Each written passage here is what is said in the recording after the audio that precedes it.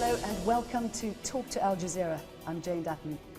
20 years after liberation from Ethiopia, Eritrea is Africa's youngest nation and one of the poorest. Strategically vital to the stability of the region and the wider global agenda, Eritrea is struggling to balance the needs of its people with the perceived threats to the nation. We have a rare interview with the president, the man responsible for steering the country towards success or disaster.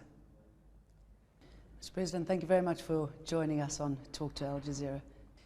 Mr. President, in December, the United Nations imposed sanctions on Eritrea for what they say was supporting armed groups like Al-Shabaab in Somalia. Do you feel as though you've been unfairly victimized? No, it's a mockery of justice and history. In our political culture, we've never believed, and we don't believe, religion is an alternative or substitute for political, social, economic problems in any one country or any society. We've never entertained the idea of Sharia being a solution, or Islam being a solution, as many may like to appreciate.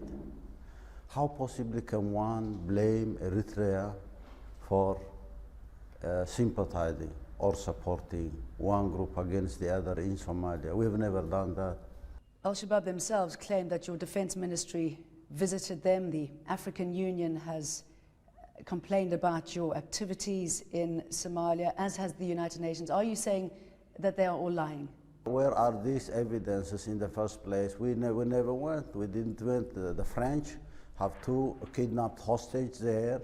They asked our good officers to see if we can do anything. We never promised, we never wanted to get involved in this, but because there was that initiative, we wanted to contact with everybody in Somalia. So are you therefore saying that those Al-Shabaab members, the African Union and the United Nations are therefore all lying? We believe Al-Shabaab are Somalis in the first place, whether they are radicals, moderates, whether they're part of the Islamic course or not.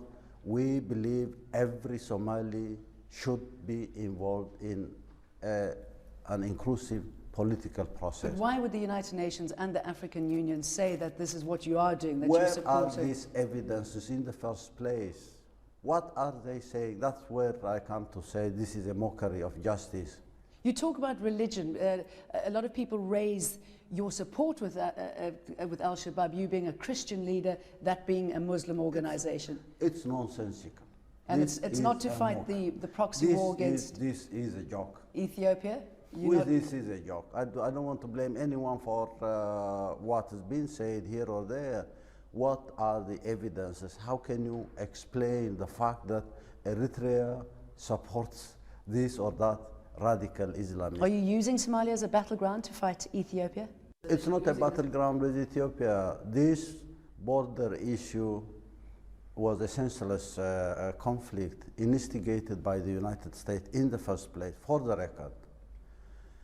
And we went to arbitration, and arbitration was done almost 8 years now, 2002, and the decision was taken. And that decision is blocked by the United States. It's not blocked by Ethiopia. Ethiopia does not have the resource and the means to block any decision of arbitration and implementation. So it's a cover-up for the failure of the misguided policies of the United States in the Horn of Africa for the last 20 years.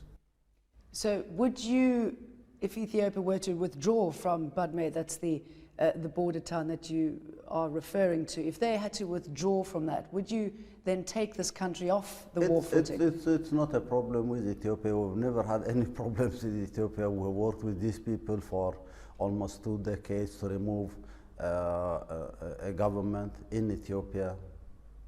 And we wanted to see a relationship between Eritrea and Ethiopia based on mutual respect and commonality of interest. And we worked for decades for that. And now we're talking about a misguided policy of the United States that wants to create crisis here, political problems here and there, and micromanage those problems.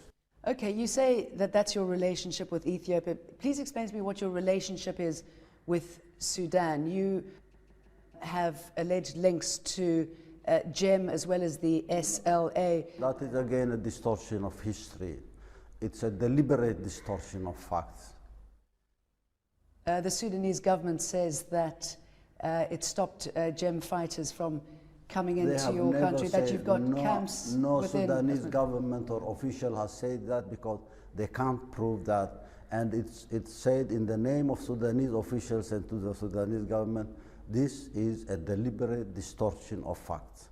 Who then was responsible for pulling GEM out of the peace talks with the government? Not at all, no, never. That never happened. In Abuja, when negotiations were underway, we said, this is not a solution. There has to be an inclusive and comprehensive political process in the Sudan to address the issues of Southern Sudan, Eastern Sudan, Central Sudan, Northern Sudan, and Darfur.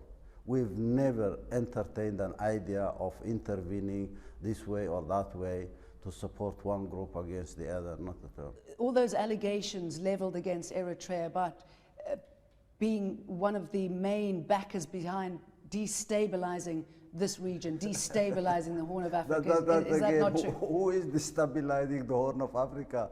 Who has been supporting warlords in Somalia for the last 20 years? Who has intervened in Somalia, invaded Somalia? Who has wanted to put governments from outside? We have 3 strategic interventions the last 8 or 10 years where people have tried to impose governments from outside. None of these governments has worked. This is destabilizing Somalia, and by destabilizing Somalia, you destabilize the region. You are friends with both Iran and Israel. How do you balance the two? And that is another joke, because why would the United States impose arms embargo on Eritrea, a small country with very limited resources, and not impose sanctions on the alleged role of Iran in the region? How can you possibly appreciate the logic behind this position of the United States? Okay, maybe you can clear up for us Iran's role in this region. There is no role for Iran in this region. Eritrea is not for sale. Eritrea is not for sale. Not for Iran, not for Israel, not for the United States, for nobody. If Eritrea is not for sale, then how do you justify providing arms for Hamas? And how do you justify providing arms we don't even have any diplomatic relations with any Palestinian organization. No, but you're allowing Iran to supply arms through Hamas, through you. You also... Where are the evidences? Do we need weapons from Iran? If we want to give it to anyone, we don't need weapons from Iran. We have enough, we have more than we need. We can arm 3-4 governments. We don't need weapons from Iran. We do not have the political will to work on behalf of anyone in this region, never. And if it's not political will, then what is it? Because they are going through you, through Sudan. There is no Iranian presence in this region. But there is Iranian presence. They're helping you off a sub, and they've got a military base there. They're helping you with your oil refinery. I would invite you to go to Assab and see. There is no refinery there. This is a joke. There is no refinery there. Okay, then the evidence, as well as the Israeli planes that stopped arms shipment to Sudan, where they got Iranian Revolutionary Guards. Where are the evidences? Where are the evidences? Can you prove to anyone that you have evidences to tell a story about Eritrea shipping arms to anywhere in the region? You have a relationship with both Iran, though you say there's no Iranian presence, as well as Israel. How do you balance? How can you? So do you say you have no relationship with Iran? Not at all. Do you think? How can you possibly logically understand this contradictory? That's why I'm asking you. Why would you ask? Why would you ask without evidences? It's a surprise to me. It's even a joke to me. I don't really see any logic of bringing Israel and Iran together working in Eritrea. How can possibly one sensible person understand that logic? But that's probably raised the questions. Many political analysts believe that the next proxy war between Iran and Israel is going to take place on your soil? Are you prepared to be turned into the next Vietnam? This is a joke. This is giving Eritrea beyond its means. These are fabrications. These are allegations without any facts to prove them on the ground. And it's sometimes a surprise why people want to sell these lies to any sensible person in the region. It doesn't make sense. It's also quite, it's not quite, it's well documented that you are helping Iran through your Asab port send arms to Yemen to support the Houthi fighters who are fighting the government as well as Saudi Arabia. Can you explain your actions? It's senseless. It's senseless. Who would want to destabilize Yemen? We have all along the last 20 years supported the government of Ali Abdullah Saleh genuinely. So do you deny then that you are supporting the Houthis in Yemen? This is a fantasy in the minds of those who want to sell this idea and create a sense of threat and fear in this region so that they can manipulate it for their own agendas. There is no refinery in the first place in Asab. There is no presence for anyone. You want to go yesterday or tomorrow, you can go and see who is there and who is not there. And to assume that your allegations are facts and try to find an explanation for that assumption, I say it's crazy. It's all fabrications. We sometimes bother and wonder why all these fabrications about things that do not exist on the ground. Is this also a fabrication? The United Nations said that you spend $200,000 to $500,000 a month supporting fighters. Where? In Somalia and around the region. Is that also a fabrication? This is another joke. This is another joke. I mean, how can your country afford that? That's from the United Nations. It's boring. It's boring. When jokes are repeated again and again, it becomes so boring. How do you as a country continue to afford to be on this war footing now, 20 years? This is a fantasy. This is a fantasy on those who think we are on a war footing. It's crazy. It's an imagination of people who can only be categorized as insane, who will fantasize on things that do not exist in real terms.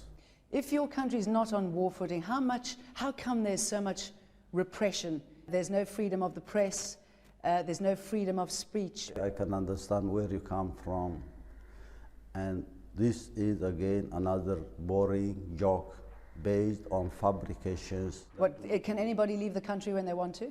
Did you enjoy the show yesterday?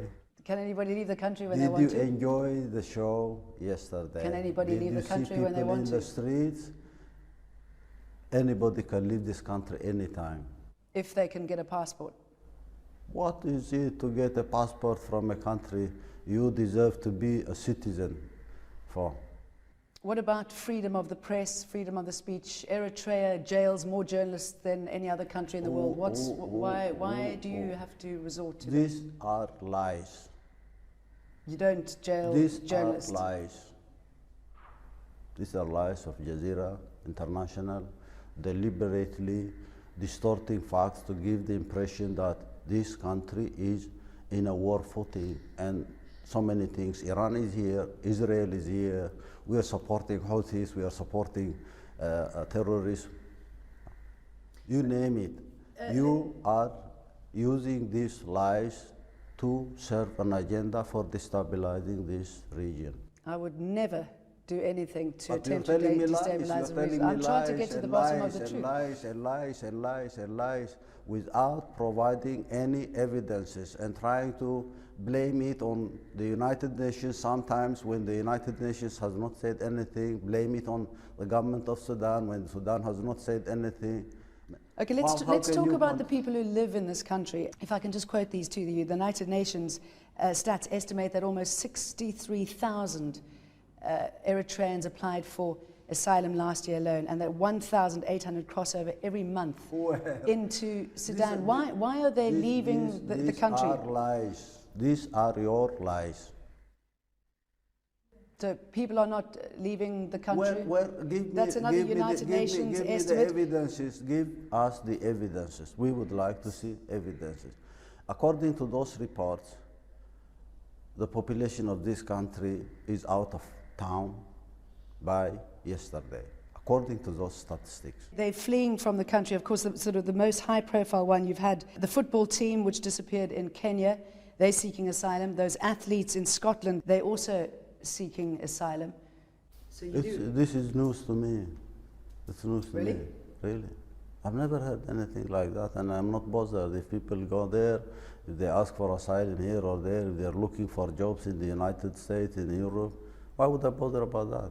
One of the reasons that many of the people leave is because of the indefinite military service for both men and for women, and for the very harsh conditions and the fact that you can never leave.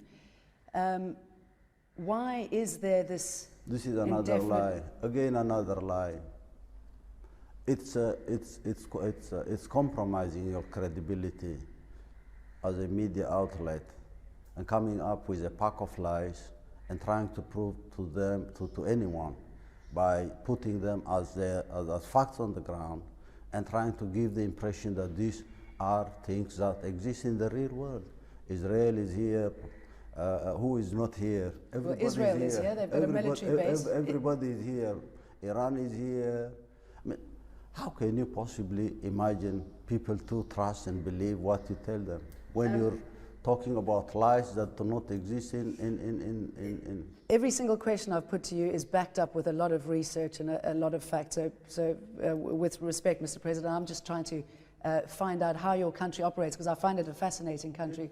So please, as a journalist... It's a good exercise for a journalist to ask questions about a number of things, but to come up with a pack of lies, a pack of fabrications, and try to prove them by putting them as very innocent questions and trying to give credibility or trying to discredit your sources. You're discrediting the sources, you're discrediting the United Nations when you come and tell things in the name of the United Nations when the United Nations has not said anything like that. And how can a media outlet with credibility come up with these lies? Let's talk about the drought in the Horn of Africa. Eritrea, like all the other countries, is suffering from this. And yet you are reluctant to let aid workers into your country. What is the justification for that? When we have enough food, why do we need someone to feed us? Because 2/3 of your population are starving. Why do people want to spoon feed us when we have enough food? But then how come 2/3 of the population are not getting that food? I mean, then again, how can you possibly imagine and say, I am hungry when I'm not hungry? Why do you want to believe that? Why do you want to believe people are hungry and people are in need of your support? Why do you want to believe that? That's a very, very sad state of mind for people who think that they can come and feed people when they're not even in need of feeding. Go and feed the people of the victims of Katrina. Go and feed the people in Haiti if you really want to. So there's no food or aid problem. We don't need any food. We can feed ourselves. And I'm bothered. Why do you want to feed us? How much support do you have in this country? You've been leading it for 18 years. You've been liberated for 20 years. Last year, there was an assassination attempt on your life. Where did that come from, and what do you think was behind that? Then again, this is another lie. I mean, how can you possibly believe that there was an assassination attempt? Why would you imagine this was there? It never occurred, and it came as a surprise when I was told. I heard that. I said, these people are crazy. They are out of their mind, imagining things that do not exist and fantasizing on what they wish to see. Why do you do that? You promised Eritreans political reform. There are no political parties other than your own. I do not promise. I do not promise anyone. I do not promise anyone. It's like a very wealthy person who controls everything and promises people that is going to tip them today, tip them tomorrow, tip them next day. We never do promises. The people here don't. You promised democracy? No one here promises anybody anything. You can't even... There is nothing, there is no commodity called democracy. There is no commodity that is promised by any one person to the people of one country. Will you allow eventually other political parties to operate? Will you allow the constitution to be released? Will you allow an open political system that is governed by the people? By the people like in China? No, the people who will call on government to justify. It's again, you're assuming that you are talking on behalf of the people of this country. Let the people talk. I'm asking you how you would define... The people will have to define it. Human Rights Watch says you are turning this country into a giant prison and creating a human rights crisis. You can walk around and see for yourself if that is true. Again, it's a lie. Why then, if people want to leave the country, do they come under the orders of shoot to kill? Not at How all. is that justified? No. If you are telling me every day thousands are leaving this country, how do you think can that happen? If you are telling me hundreds of thousands have asked for asylum, how can you imagine these people have left this country? If you believe that. Who do you consider your friends? Where do you mean? In the world? The whole world. The whole world. Outside liars. A bunch of liars may not be my friends, but the whole world. The whole world now is behind Eritrea. Everybody is asking, why all these lies? Why this sanction? Why this and that? It's an expression of the support of people. Minimum, you can imagine sensible people asking very simple questions about all the fabrications they hear every day. And that is by way of questioning the credibility of those who are telling the lies, which means it's a support for the one who is being victimized without any evidence. That's very important to remember. And those people who are asking very simple questions are behind Eritrea. So if you can just tell me a little bit about your aspirations. We don't need any wars. We have fought for so many decades, and we know what it means to go into war. And it's very senseless to imagine that you can waste your time and resources doing things that do not deserve any penny. We are focused on doing the right things in this country. And we don't need to do it by forcing people to believe this or that. And people are seriously engaged in what they're doing to change their quality of life. Those who've never tried it may fantasize about going to war. We have been there for so many decades, almost 2 generations. At least we will not be like Kenya, Nigeria, Ethiopia, Somalia, Sudan. We are better off. We are number one in this country.